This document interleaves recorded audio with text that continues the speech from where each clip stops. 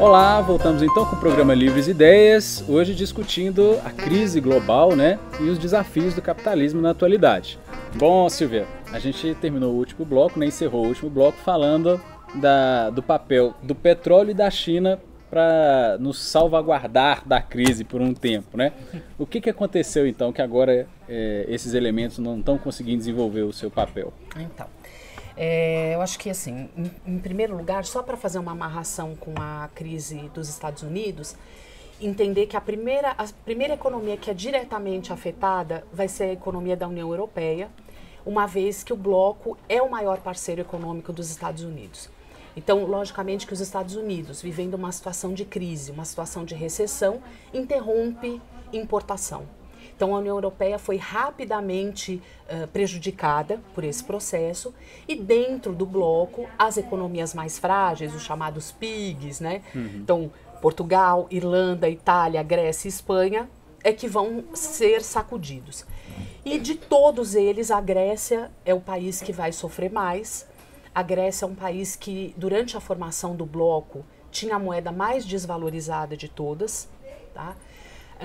A Grécia foi um país que recebeu grandes injeções de capital, né, quando a União Europeia estava numa situação positiva.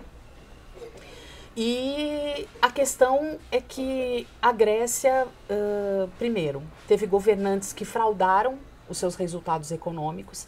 Então, em 2005, se descobre isso, que havia toda uma fraude nos dados econômicos da Grécia. E, logicamente, que nesse momento, quer dizer, 2008 começa a crise, a União Europeia começa, então, a se enfraquecer. Imediatamente há um corte de investimentos. Então, a Grécia, que já enfrentava dificuldades, vai, né, logicamente, ficar numa situação muito mais grave. E a crise grega vai ficando cada vez pior. Nos últimos 5 anos, a economia da Grécia encolheu 25%. Então, quer dizer, 1/4 da economia regrediu, né, em termos de produção econômica e tudo mais. E a Grécia colocou um primeiro-ministro de um partido de esquerda, o Alexis Tsipras, e que fez toda uma movimentação, porque a Grécia precisava pagar no ano passado 1,6 bilhões de dólares ao FMI, e 6,7 bilhões ao Banco Central da União Europeia. E ele fez toda uma campanha, porque houve um plebiscito popular, porque o FMI faz o quê? Ele coloca o seguinte: vocês têm que pagar, existe uma má gestão de recursos, e então a gente vai fazer uma intervenção para que vocês consigam nos pagar. Então, entender o seguinte, que uma intervenção do FMI, ela tem por objetivo garantir o pagamento dessa dívida. E não Sim. promover o desenvolvimento interno do país. O FMI não está lá para fazer isso. E aí o que aconteceu? Houve o plebiscito e a maioria esmagadora dos gregos votou não. Que eles não iam aceitar as medidas de ajuste fiscal que o FMI queria impor. Houve uma comemoração, celebração, 4 dias de festa, né? O primeiro-ministro, então, super feliz, porque ele fez a campanha do não.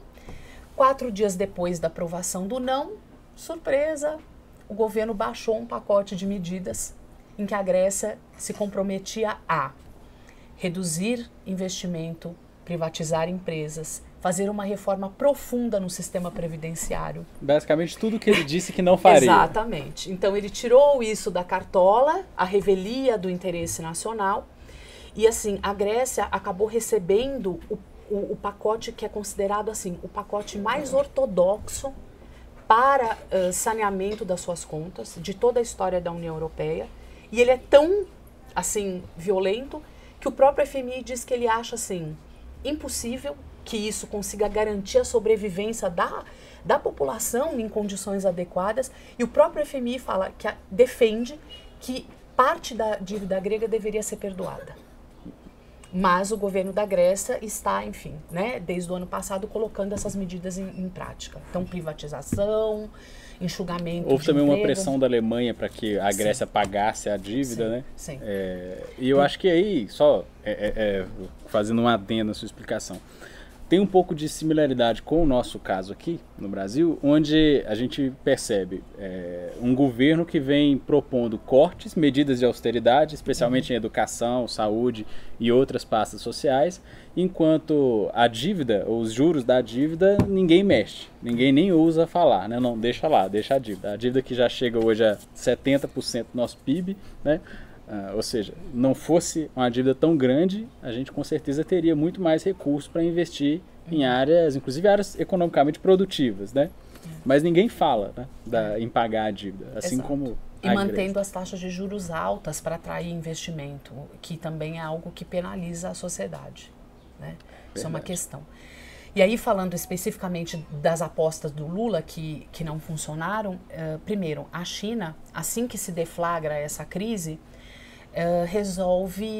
começa a fazer estudos muito próprios pela dinâmica da China e começa então a fazer uma mudança drástica na sua conduta econômica. Então a gente pode dizer o seguinte, que de 2012 para cá, a China puxou totalmente o freio da sua economia, né?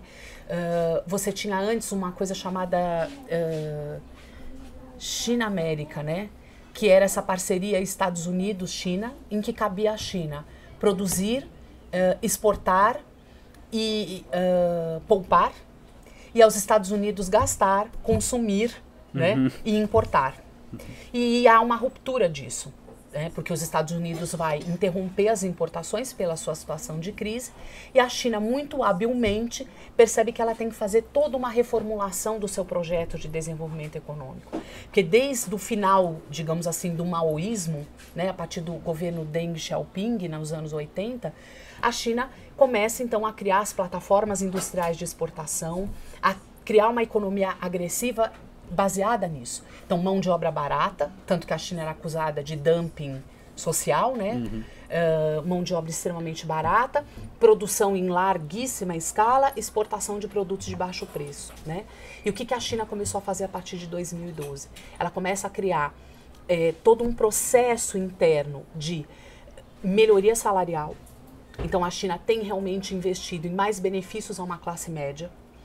Ela está investindo pesadamente em novos setores mais desenvolvidos, então indústria automobilística, indústria aeroespacial, informática. Então a China começa a partir de 2012 a tentar buscar o mesmo modelo que os países ricos já tiveram, que é um modelo que valorizar o mercado interno, investir cada vez mais em educação, porque tendo uma mão de obra qualificada, você pode investir em setores de ponta. Um trabalhador qualificado não vai trabalhar $30 por mês com 14 horas de jornada, né? Claro. Então a China vai muito habilmente perceber que ela precisa de um mercado consumidor interno, senão ela está perdida. E é uma mudança importante de paradigma porque durante décadas a China atraiu empresas estrangeiras, né, com a promessa de mão de obra análogo à escrava, né? Então você tem, como você disse, né, responde por denúncias, direitos humanos sobre a questão de penúria que muitos dos seus trabalhadores sobrevivem, né? Então quando ela passa a mudar essa visão, é uma mudança realmente estrutural, porque primeiro, essas empresas internacionais que antes vinham à China por conta do baixo custo da mão de obra, provavelmente não permanecerão lá, né, com o aumento dessa mão de obra. Então a China vai ter aumento do custo da mão de obra. Então a China vai ter que investir na industrialização nacional, né, em fábricas e empresas nacionais. Né? E tem uma coisa muito interessante que assim, a China tem uma realidade muito própria, né? É um mercado consumidor também que, enfim, se tiver um desenvolvimento realmente como a gente acredita que vai acontecer a partir desses investimentos, ela é um gigante. Não tem o que falar. A China é um continente, né? E o que acontece? Ela vai buscar esse caminho, então assim, vai se livrar de indústria poluidora, que também é o que os países ricos fizeram, vai ter todo esse investimento, e aí a gente precisa entender assim, o que acontece na China que é muito maluco. Você olha lá, por exemplo, assim, a Bolsa de Valores chinesa desvalorizou 45% ano passado. Então, o que você lê? Você lê assim, nossa, uma tragédia econômica. A economia chinesa cresceu 11%. Por quê? Porque ela está criando a capacidade interna de alimentar a sua economia. Então, ela acaba não se enquadrando nas previsões. Porque você imagina o quê? Uma bolsa de valores que se desvaloriza dessa forma é a tragédia. E na China não é assim. Não é. Né? O desenho é outro. E aí, só para fechar essa questão, entender o seguinte, que como a China se voltou internamente e também está começando a se livrar das indústrias poluidoras, isso impactou mais ainda o mercado internacional. Por quê? Porque a China era a grande importadora de commodities, né? Então, minério de ferro, inclusive petróleo. Do Brasil, né? Exatamente. Então, o Brasil, o que acontece? Exportar minério de ferro e soja não vai dar mais. E aí isso nos impactou diretamente. Então, é algo que, enfim, o Lula não imaginou não naquele previu momento. Naquele momento, né? Bom, e aí, a outra questão, que é a questão do petróleo, né? E essa questão do petróleo eu vou pedir para você falar então no terceiro bloco. Beleza. A gente já vai para o terceiro bloco. Então, obrigado, pessoal. Até o próximo bloco.